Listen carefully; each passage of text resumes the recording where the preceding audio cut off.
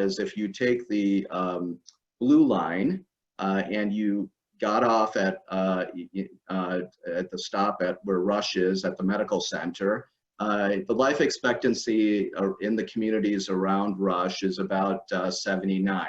But if you go 2 stops down and you stop off at Kedzie in Garfield Park, the life expectancy goes to about 69. And then if you keep going on the blue line and stop at Oak Park, the life expectancy goes up to about 81. So within like 3 miles, 4 miles of the city, you see the wide range of potential outcomes of people's health and well-being.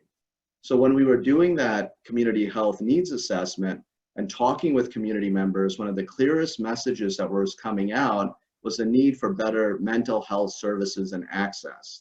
And it wasn't just about things like depression or schizophrenia or suicide, but it was about the day-to-day life and anxieties of not sure how your career was going or your job situation, not knowing if you were going to have enough money to pay the copay if you were going to the emergency room or to see a doctor for a health issue.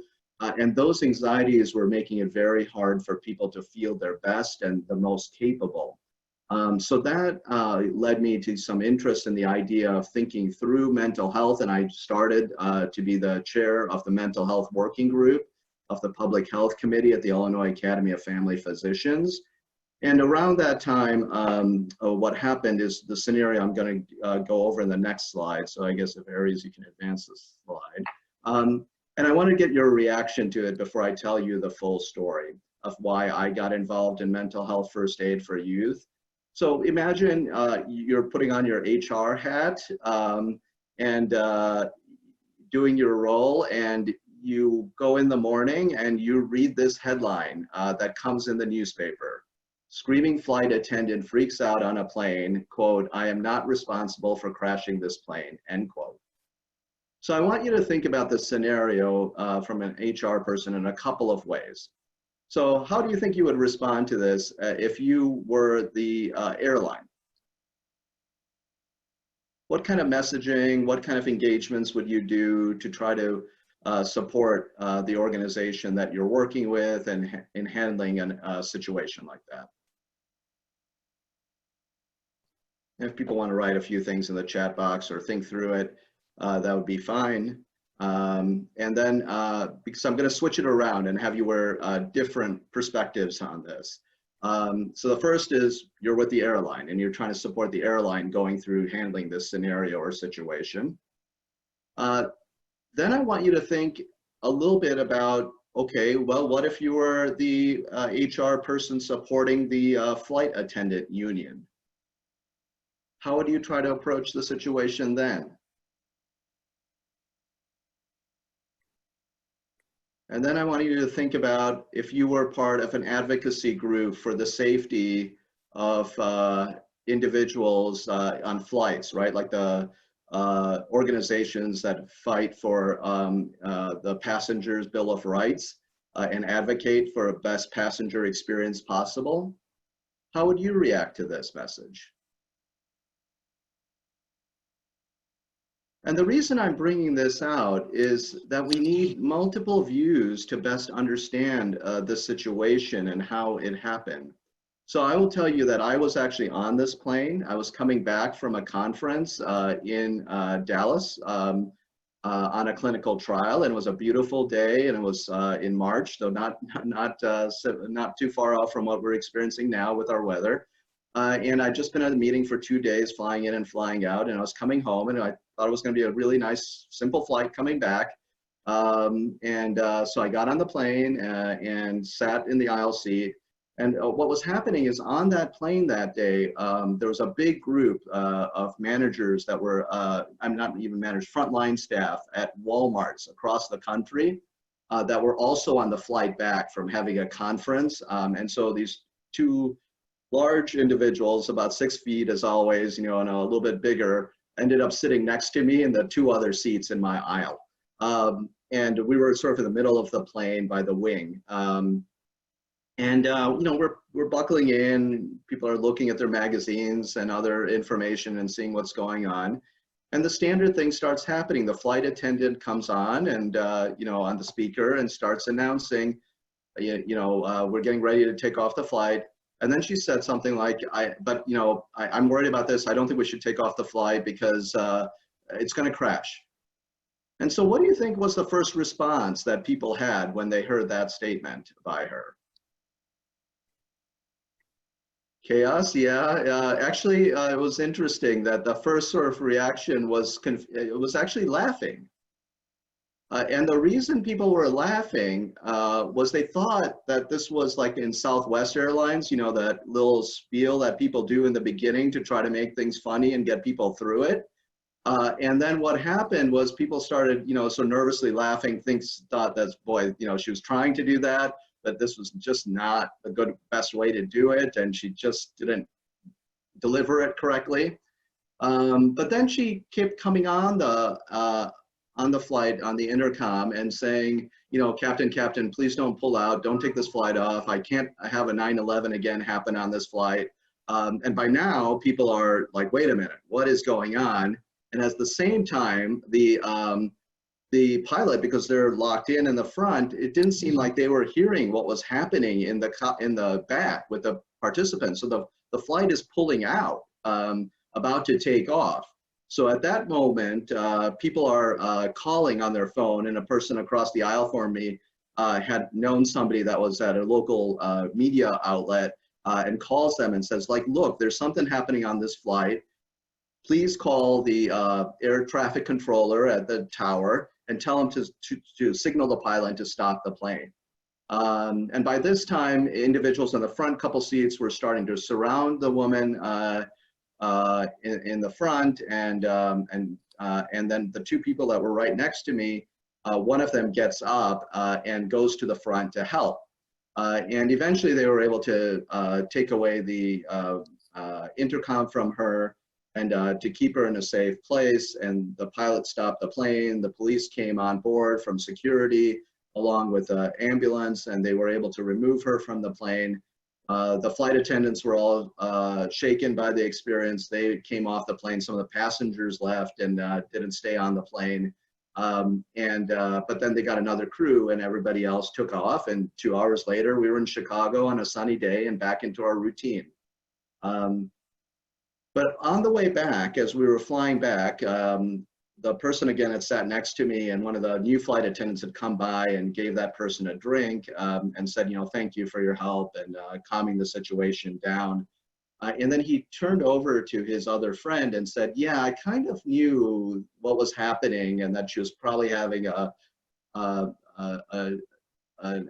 panic attack or a scenario where she might not have taken her medications, because what happened to my uncle when we were younger in Wisconsin, and he was a veteran, and sometimes he would have these episodes happen, and we just kind of knew just to kind of put him in a safer place, and it would eventually work its way out. And so, I was processing that the night later, about the surreal episode, about what happened, something I would have never anticipated or expected. I kept thinking to myself, wow, that was really impressive that the guy next to me, a frontline person at Walmart, could have the sense of prior experience to know what was happening in that situation, what to do. And I, as a clinician, all the training, all the expertise, all the work that I'd done to learn the pharmacology and understanding how these diseases happen, couldn't recognize it in that moment. And that got to me to thinking, like, maybe that's what we really need to do a little bit more, is help people to understand how common mental health issues can be, when crises can happen, and then what we need to do to help support people. And that's how I got involved in learning about mental health first aid. And if we can go to the next slide, that would be great.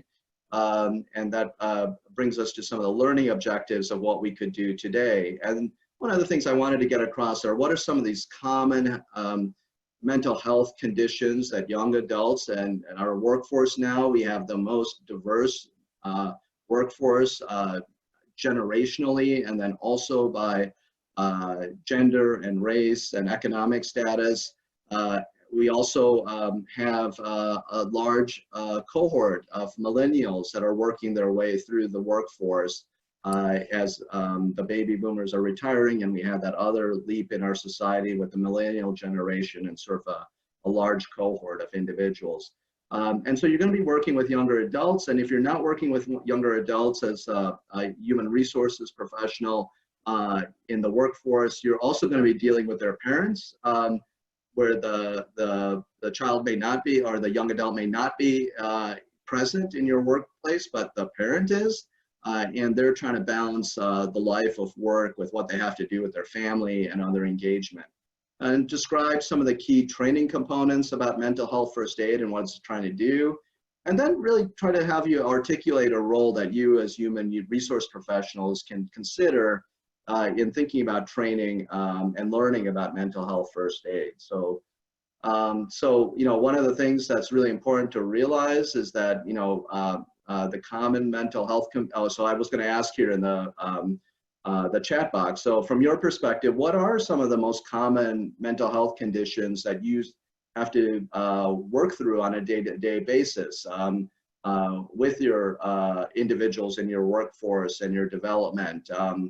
And what are the ones that are really the ones that are harder for you to deal with because and are a little bit more of a struggle?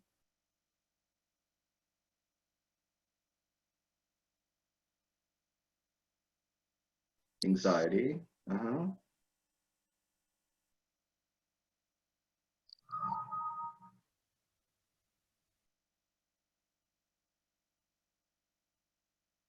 Yeah, anxieties and the struggle with identifying if somebody's more depressed or has a mood disorder, and yeah, stress and many of the interactions and sometimes disciplinary actions and other features sometimes lead with these underlying mental health stresses that are ongoing, and sometimes we have to unpack them. And like I did with that example in the beginning with the story about the flight attendant, was you have to look at it from each person's perspective, and human resources professionals are quite good at that and trying to find the middle ground about what may actually be happening and going on. So thank you for that. So the next slide just gives you a sense of when they do these surveys by the Centers for Disease Control and Prevention, they have an annual survey that goes out where people are called on the phone in a random distribution and asked questions about their sort of health risk factors and how they're working on their health. And one of the questions they ask is frequent mental distress in the last 30 days. How many people are experiencing that? And the darker the red is the places in the country where a significant amount of people, it's about over 12% or so, are expressing that they're having more frequent mental distress. So not even a condition like depression or anxiety, but just a feeling that they're not at their best with their health, and it's impacting some of their functioning and how they interact socially, how they interact at work, how they interact with their family. And you can see it's kind of a distribution that's not uniform across the country, but in the Midwest and the Appalachian states and South, we see larger mental health distress, and some of the Northern Plain states, we see less of a report of that, and it just gives you a sense of the distribution. In Illinois, we're a little bit of a mix in different experiences as people report it. So that brings us to the next slide, which is just to show some of the issues around the prevalence of serious mental illness in U.S. adults. And overall, it's about 4% of all have severe and serious mental health illness. And there's distributions that are different between men and women and by age, and then also by race and gender. And so we just have to think through this as we go about understanding what individuals are experiencing. And that's the tip of the iceberg, right? When somebody's having serious mental health illness, but below it is a lot of those other cases that you see day to day in your workplace and have to engage with individuals about trying to help them to support their capabilities of feeling wellness and functioning at their highest level. So that goes to the next slide, which is just a moment to pause to answer. And then there was this question here that Aries put out about, does the environment play a role in the higher numbers? And the higher numbers for different groups or around the country? Yes. Okay, so for around the country, I mean, I do think there's a mix of what our environments are and how they impact our mood. And I think we have to remember the environment is just not about being able to, our natural environment and having access to parks and open spaces and fresh air and sunlight, as Aries had mentioned a little bit earlier, that people can have that. And that's why a lot of architects and designers of buildings and where we work try to think through those issues about bringing the natural world. But it's also about the difficulties that happen in our socially created worlds. We are most impacted by our social environments. And so if our social environments tends to send signals that we don't value or appreciate the impact mental health has on how we do, and send signals that, oh, you know, we don't talk about those things, we only talk about physical issues, maybe then people suppress those feelings that they're having and experiencing, and they come out in different ways and lead to further difficulties. I'll tell you, this happens in healthcare all the time. The reason why it happens in healthcare is we've passed rules that says for your licensure and certification as a healthcare provider, you have to respond to a question about, have you ever been diagnosed with a mental illness? And are you currently under treatment? And I will tell you that question on licensure requirements is doctors not to talk about things instead of bringing that out. It's the same thing happens with truck drivers, same thing happens with other individuals where their licensure and their professionalism is dependent on not being able to show that they could have a mental health illness that's treatable and is under good control. It prevents people from talking through things. Let's see, what else? Is there a potential in age being inaccurate due to the age group not reaching out about mental health issues and younger generations simply more impacted, or are younger generations more simply impacted? I think it's a bit of a mix, and you're right. Like, there's in certain groups and certain ages, there's less of discussions about mental health issues, and that's because of the stigmas associated with the conditions or the feeling of security. And I think we have to get better breaking that down. But we do talk in the course about the importance and the need, especially in the young adult areas, which I consider anything from 12 to 30 in our modern societies, that about 3/4 of all mental health illnesses and experiences show themselves up for the first time in symptoms when somebody's a young adult. So if we can do better in that stage of creating the right environments and supports and discussions, we may be able to help people for a lifetime. And remember, this has meaning, because if somebody has a mental illness, their life expectancy is about 12 years lower than somebody who doesn't. And that's the biggest gap we have right now in between life expectancy by a group. Then some of it's done because of the stigma and the inability to access care and feeling supported in our communities. And then the next one, how do you foreshadow a surge in mental illness as a result of COVID-19? It's hard to say right now what will happen. I think two things are sort of happening in a crisis situation. So one is there's a lot of anxiety and fear about the unknown. And so that is making it more difficult, and we have to get the word out to support people with knowledge and to see that they're connected. So I will tell you, I'm not a fan right now of the word social distancing, because that's not what we're asking. We're actually asking for physical distancing and social connectedness, right? So we need to be 6 feet apart. We need to be separate from each other. That's physical distancing. But it doesn't mean we can't call each other on the phone or reach out to somebody and check in on how they're doing and help them to cope. And so the wording matters and how we approach it. I do also sense that people are looking at this as an opportunity to reflect about what's important in life to them. and sometimes a crisis can do that. And we may see a resurgence of creativity and of people really starting to understand who they are and feeling at peace with who they are and what they want to do. So it's not positive what will happen, but I think we're trying our best to help with that anxiety of the unknown as much as we can. That age group equals 50, yeah, and physical distancing and social connectedness. All right, that was a lot of good conversation there, and I appreciate the questions and the context. And that's some of the things we get through in the mental health first aid class with the 8 hours we have, is to just express some of this understanding and how we can work together. And if you look at it with the prevalence of illness that happens, we always forget about anxiety. And I think I bring that out here, and that's why I wanted to show this slide. That about 1 in 5 adults experience anxiety symptoms. It's probably the largest grouping of mental health and mental illnesses that we deal with, but we sometimes don't always work our way through. And not all of this requires us to see a clinician or to be taking a medication. And many of these things can be done with some of the wellness techniques and non-pharmacological approaches that Aries presented and others have been talking about in the chat lines as we've been discussing this activity over the time frame we have.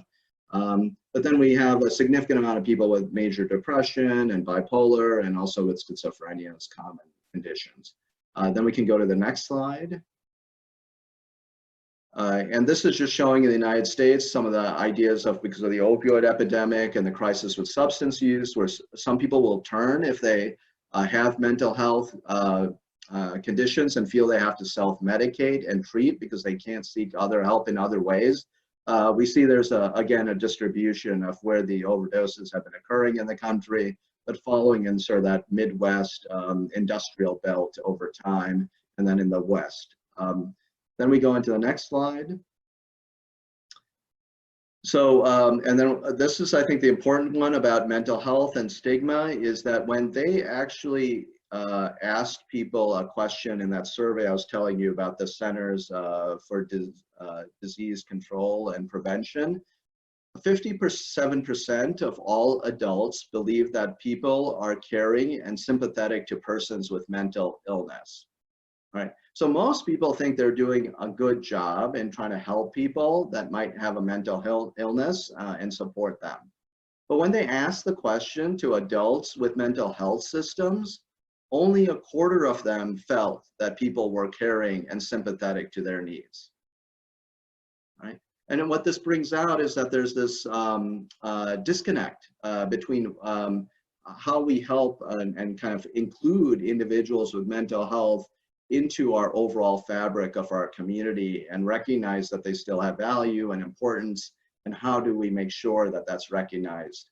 Now, there are multiple ways we're trying to solve that problem, that last gap problem, and these are some of them. There's a group called Time to Change that's been putting on online videos about experiencing a mental health illness and how to work through it and improve community awareness. There's a program with online modules called Cognito. And a third one that has evidence base that I'm mainly going to be talking about is the mental health first aid program. And we'll go to the next slide, and I think I can give a little bit of history about that. So it is an evidence-based option. It's been one that's been studied for over 20 years now. It doesn't have perfect evidence in randomized controlled trials, but it does have enough evidence from studies of people that took the course to see that it's improving their awareness and recognition if somebody is having a mental health need, and then supporting them through it until professionals can come on board and help support what's going on. And then if we go to the next slide, and it started in Australia as a program in 2001, and the idea behind it was that why can we not treat mental health and mental health crises and teach laypersons the same way we do for physical illness, like CPR for somebody that's having cardiac arrest. And we spend a lot of energy teaching with the American Red Cross about CPR training and professionals about it. We should probably do the same with mental health. And so they created a curriculum and a program, and now that program's been offered in 22 countries. They added a component. They started with adult conditions and scheduling a certification program about adult mental health, and that's still available. And in about 2010, they started offering a youth mental health first aid meant for adults, people over age 18, to learn how to support young adults in their lives and in their communities. And now they have one for older adults. They have versions in English and Spanish. They are actually thinking about creating a course and releasing one for youth mental health first aid for teens, so that individuals in high school can learn these skills and be peer supports for each other. So then the next slide. And so I wanted to see if people had questions or about the program there. All right, so what is the basics of the course? So you have a sense of it. Well, it's an 8-hour training course. And really it's to give people some skills to recognize when a mental health problem is present and to support somebody in the immediate crisis until that there's some help that comes along. Very similar to the CPR model. It is not meant to diagnose and treat individuals. There are professionals that go through a lot of training to do that, but everybody can benefit from somebody listening and caring about them, recognizing there might be an issue and supporting them through that scenario. And I'm sure in the health resources management, many of them have to go through this. Can anyone on the call gather MHFAs, and how do you envision them supporting HR professionals? Yeah, so I think the key here is that anybody can take this course as a, it's a layperson course. Aries took it, which I was really excited about. So it's an option to take the certification as a health professional, so you get more comfort in working with younger adults in your day-to-day lives. And then the hope would be that some of you would be interested enough to actually become teachers and trainers, because that's where a large shortage is, and then become a better resource to offer these classes in your work place and scenarios. I've been doing it now for 3 years, mainly with health science professionals in training, and then community members, and having mixed classes. And it's been on a Saturday at Rush.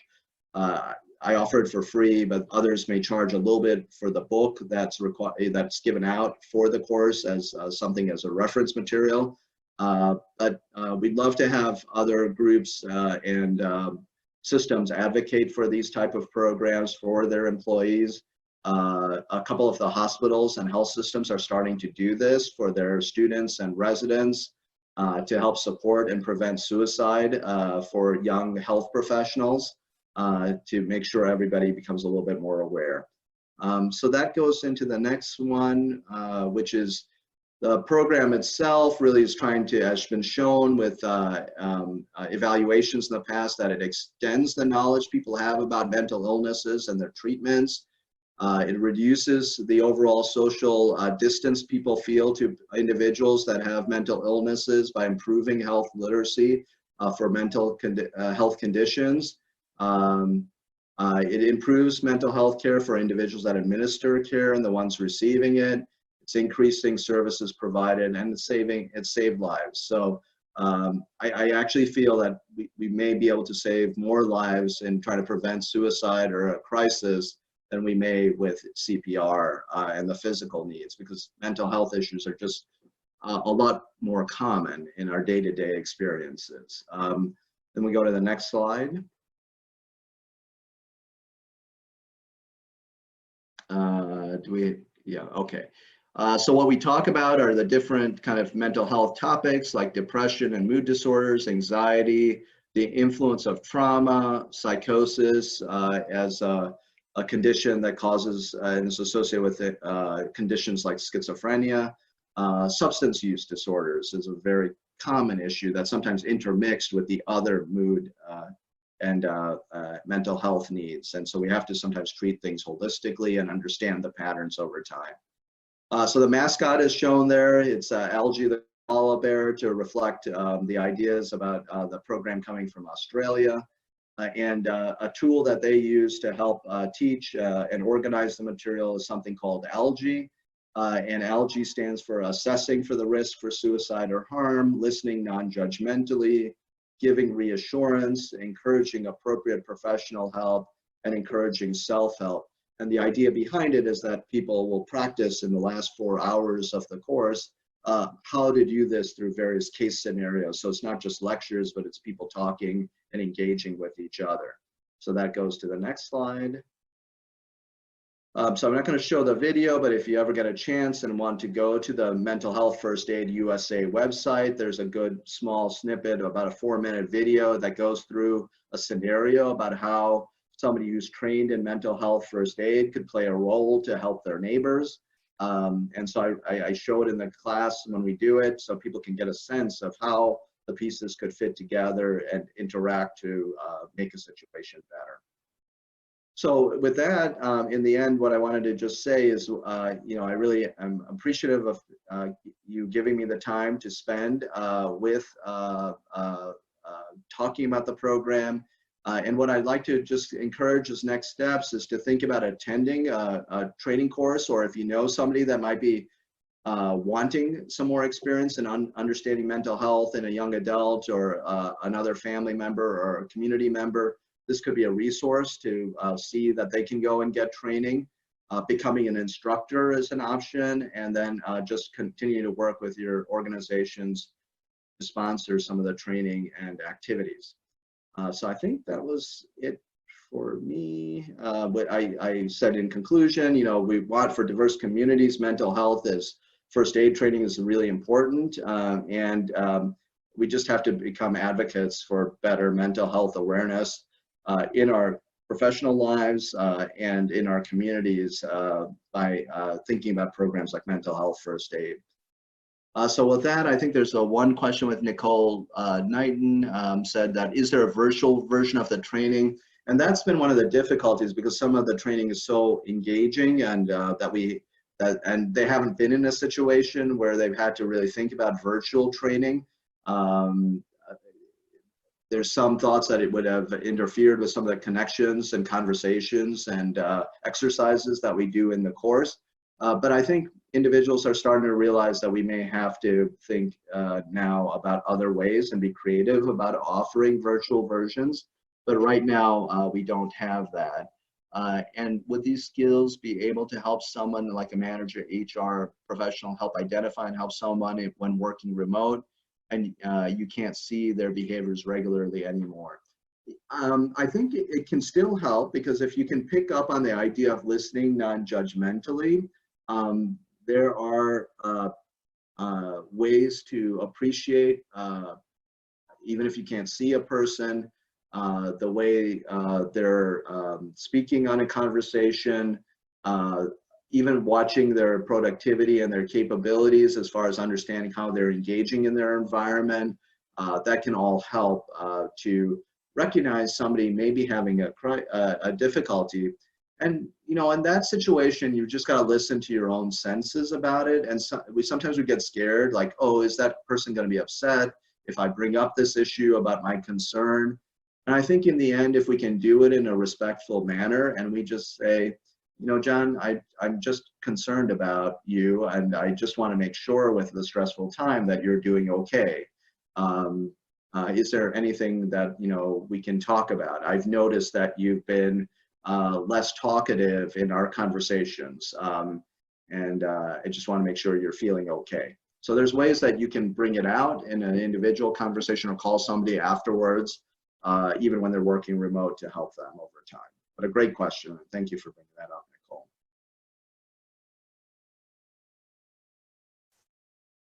And then I think what I did, and Aries mentioned that I handed out a really great resource is NAMI, the National Association for Mental Illness, and the local chapter in Chicago. And so I shared some of their infographics. Another key issue is to help individuals in HR knowing their rights and their capabilities for benefits. And most states have passed mental health parity laws, where their insurance has to cover mental health issues in the same way or similar ways as physical health issues. But sometimes people are still getting the runaround as far as how they can access mental health services. and just at least letting them know about their rights about mental health parity and the need to get those services and to keep asking for it and advocating for it is important. So I hope those resources are helpful, along with a NAMI report around how we handle trauma and the experiences people have with trauma in our different settings, so we can become better trauma informed in the work we do and support people to show resilience and hope and to build different skills over time.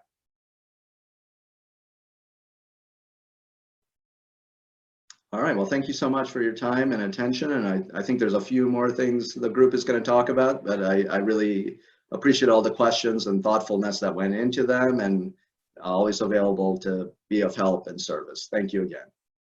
Thank you, Dr. Raj. We greatly appreciate your time. I know that I personally gained a few more nuggets even after my attendance in your class. So I am really grateful that you spent the time and the attention with our entire team of participants. I think that in terms of takeaways, I would say two are pretty resounding from what I heard you say.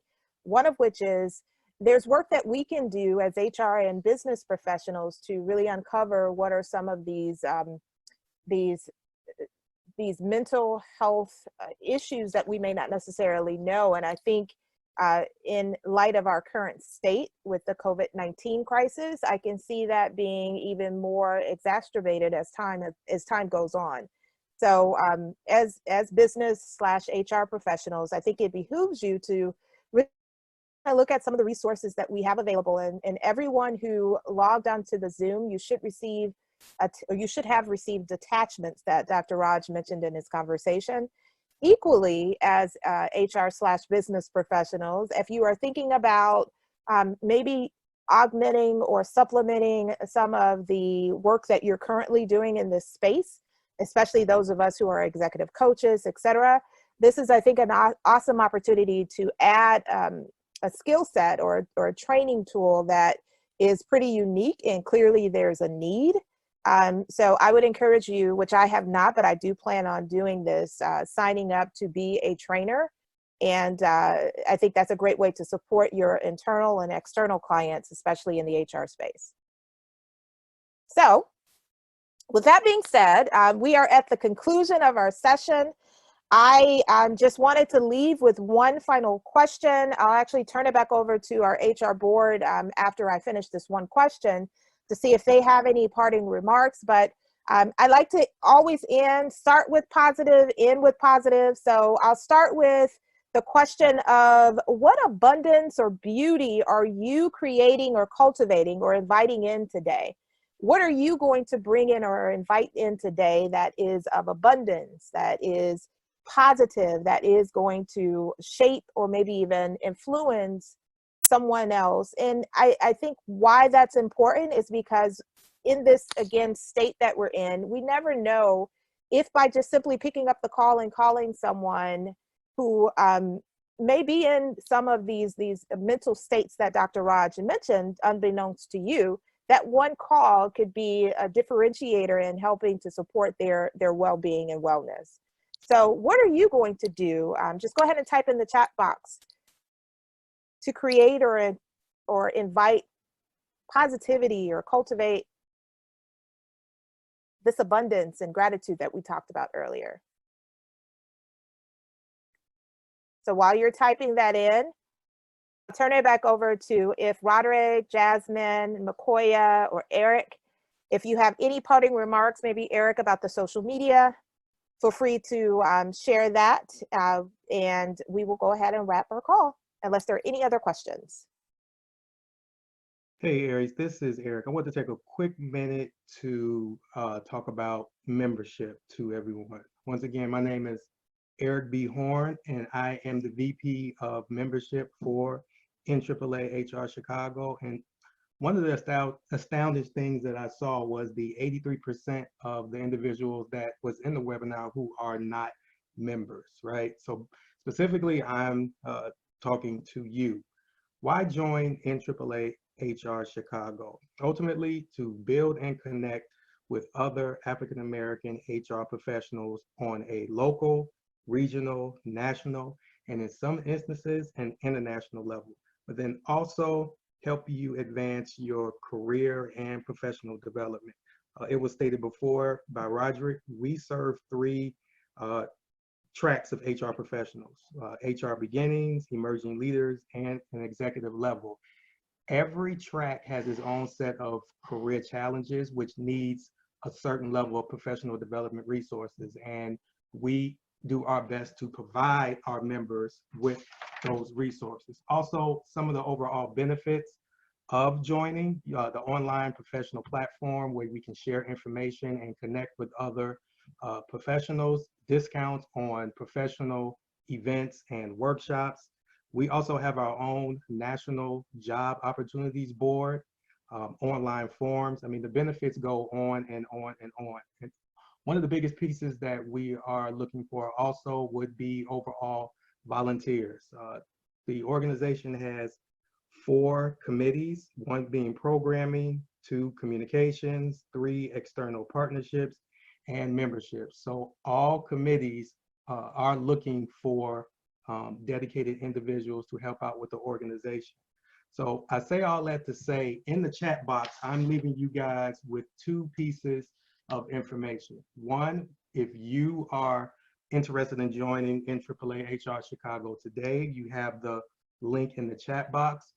Also, there's my email address, because before joining this organization, I had a couple of other questions, and I had individuals that took the time out to talk to me. If you had any other questions, comments, concerns based off of joining, feel free to email me, and I'll carve out 15 to 20 minutes in my schedule, and then we can have a one-on-one conversation on what we can do to help you join the organization. So thank you guys for your time. Thank everyone for their participation, and I hope to see you as a new member soon.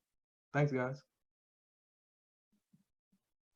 Thank you, everyone. Enjoy the rest of your day. And don't forget to walk in gratitude, abundance, peace, and love. Take care. Bye.